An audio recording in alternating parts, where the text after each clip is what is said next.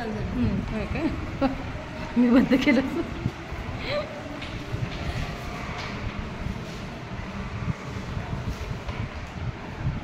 कुटुंबामध्ये किती कोण कोण व्यक्ती असतात सांगा. आई वडील मुले आजी आजोबा. कुटुंबामध्ये कोण कोण व्यक्ती असतात. कुटुंबामध्ये आई वडील असतात, आजी आजोबा असतात, भाऊ बहीण. आज आपण आनंदी कुटुंब याविषयी एका खेळाद्वारे माहिती घेणार आहोत.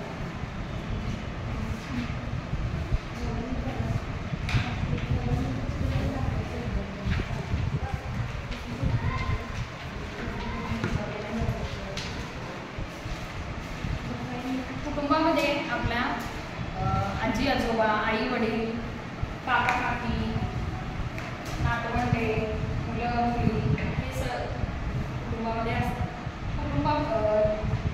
छोटे कुटुंब चांगले की विभक्त कुटुंब. विभक्त कुटुंब चांगले की एकत्र कुटुंब चांगले हा सांगा. एकत्र कुटुंब चांगलं. का?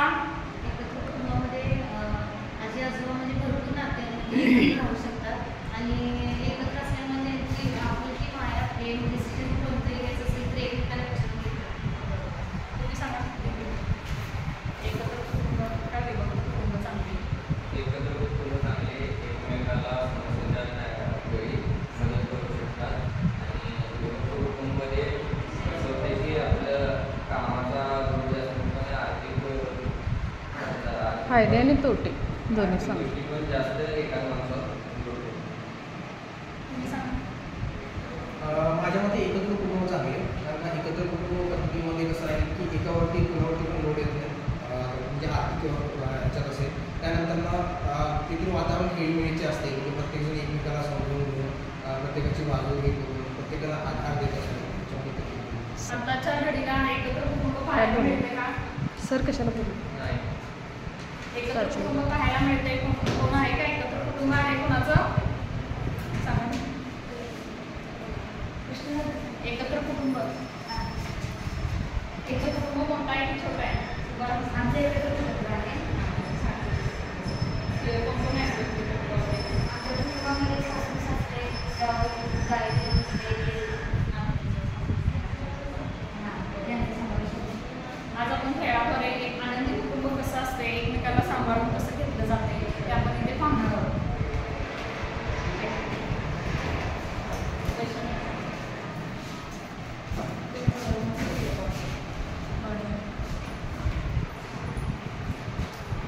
इथे आपण एकत्र कुटुंबामध्ये आजी आजोबा, आई वडील,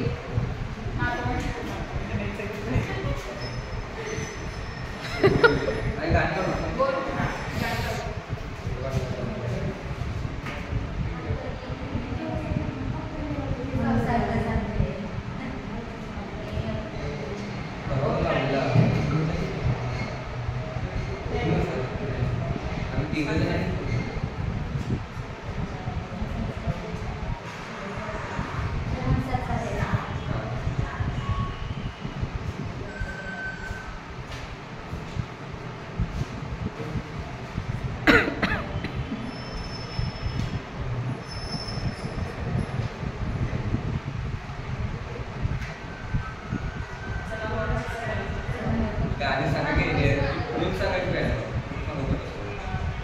बॉल पास करायचं, म्युझिक थांबलं की बोलायचं काय.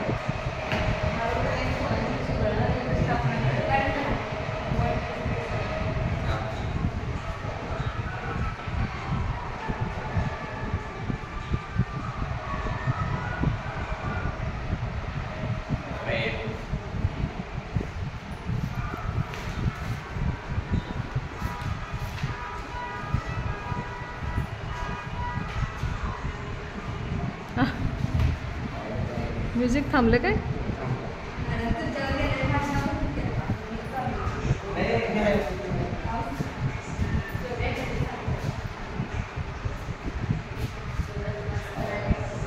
कपिल इकडं तोंड करा.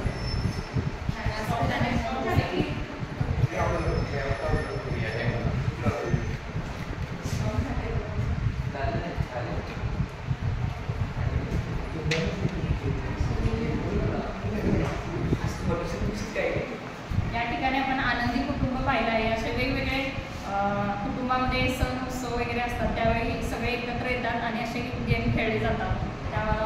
त्यावेळी असा आनंद आपण व्यक्त करू शकतो. 5 वाजून